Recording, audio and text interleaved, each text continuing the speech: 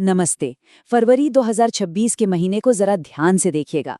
ये सिर्फ एक और महीना नहीं है, बल्कि ये महीना आपके बिजनेस और पर्सनल फिनेंस के लिए एक बड़ा गेम चेंजर साबित हो सकता है। चलिए समझते हैं कि ऐसा क्यों है और इसके लिए तैयारी कैसे की जा सकती है। तो सवाल ये उठता है कि आखिर फरवरी 2026 में ऐसा क्या खास है जो इसे इतना ज़रूरी बना रहा है। इस सवाल का जवाब आपके आने वाले फाइनेंशियल फ्यूचर को शेप कर सकता है।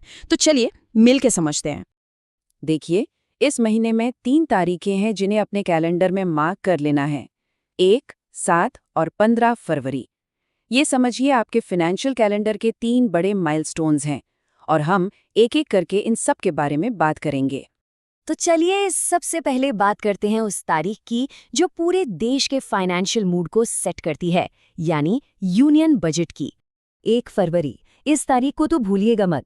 यही वो दिन है जब पूरे फाइनेंशियल ईयर का स्टेज सेट होता है और इसका असर हम सब पर पड़ता है। तो होता क्या है इस दिन? सरकार अपना यूनियन बजट पेश करती है।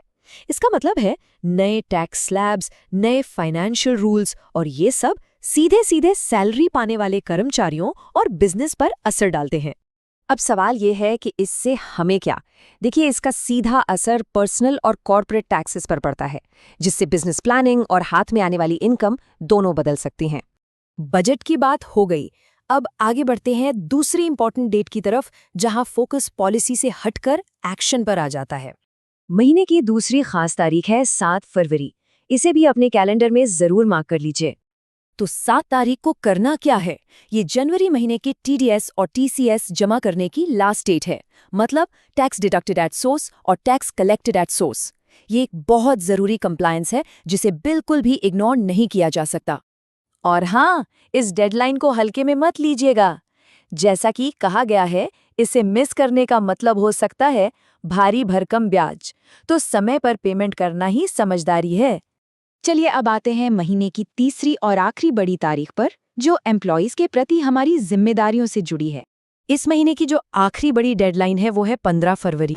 इस दिन एम्प्लॉयर्स को अपने स्टाफ का प्रोविडेंट फंड यानी पीएफ और एम्प्लॉई स्टेट इंश्योरेंस यानी ईएसआईसी का कंट्रीब्यूशन प्रोसेस करना होता है। और ये भी पक्का करना होता है कि ये पैसा अथॉरिटीज तक टाइम पर पहुंच जाए। अब ये डेडलाइन इतनी ज़रूरी क्यों है? क्योंकि अगर टाइम पर पेमेंट नहीं हुआ तो इंडियन लेबर लॉज के तहत भारी पेनल्टीज और लीगल एक्शन का सामना करना पड़ सकता है। तो ये सिर्फ एक फाइनेंशियल फॉर्मेलिटी नहीं, बल्कि एक कानूनी जिम्मेदारी है। तो ये थी वो 3 बड़ी तारीखें। चलिए अब फटाफट से इन सभी ज़रूरी बातों को एक शॉर्ट समरी में देख लेते हैं। ये स्लाइड सारी कहानी एक साथ बता देती है। 1 फरवरी को बजट पर नज़र रखनी है, वरना नई टैक्स पॉलिसीज के लिए तैयार नहीं रह पाएंगे।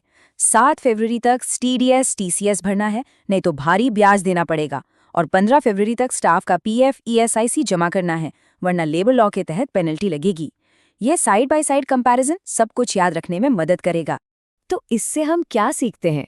सीधी सी बात है, अवेयरनेस और प्रेपरेशन ही सक्सेसफुल फाइनेंशियल प्लानिंग की चाबी है।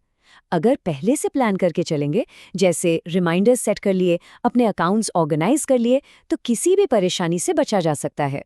और अब हम आपको इसी सवाल के साथ छोड़े जाते हैं। क्या आपका बिजनेस और आप खुद फरवरी 2026 की इन फाइनेंशियल चुनौतियों का सामना करने के लिए तैयार हैं?